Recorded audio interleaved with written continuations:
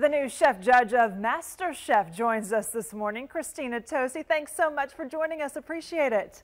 Good morning. How are you? I love that MasterChef is shaking things up. I have to say it's good to finally have a female voice in the mix. I think a strong female in the kitchen is what every kitchen needs. So MasterChef is celebrating its 100th episode tonight. What can we expect? Oh, Oh, the smoke. yeah, sorry, it's smoky. How long does it take to smoke the oyster? 6 minutes. No, not 6 minutes. That's an overcooked oyster.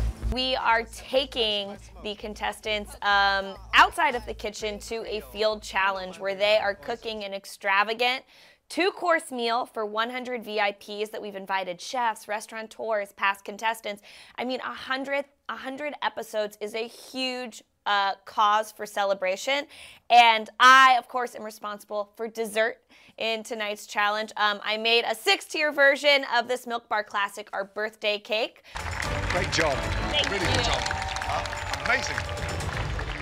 It's a really, really, really exciting night tonight, an exciting celebration. We're giving the contestants really luxurious ingredients to work with, ones that are, of course, worthy of such a huge milestone for MasterChef.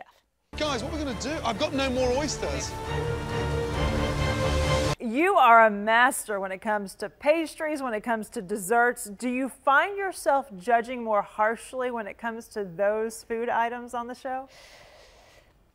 You know, that has been, I think, probably the trickiest thing for me. My standards, being a pastry chef, my standards in the dessert realm are rather precise. Baking is a very precise art. And I have a very distinct point of view when it comes to dessert. But that said, I think I also have a soft spot for those that love to make dessert. So it's an interesting sort of juxtaposition in knowing that my standards are so high, but knowing that when someone really puts their mind to these dessert challenges that we give them, oftentimes on MasterChef, that I find a really, I think, interesting way to couple the two of those. I imagine it's just a little intimidating making a dessert for a pastry chef as a judge, but I think that's also the sort of fun and the flair and the challenge that I bring to MasterChef Is this it season. true that you went to school first to be an electrical engineer? Yeah, my mother's an accountant, so I'm very like mathematically driven, and I of course love baking, which is scientific in and of itself.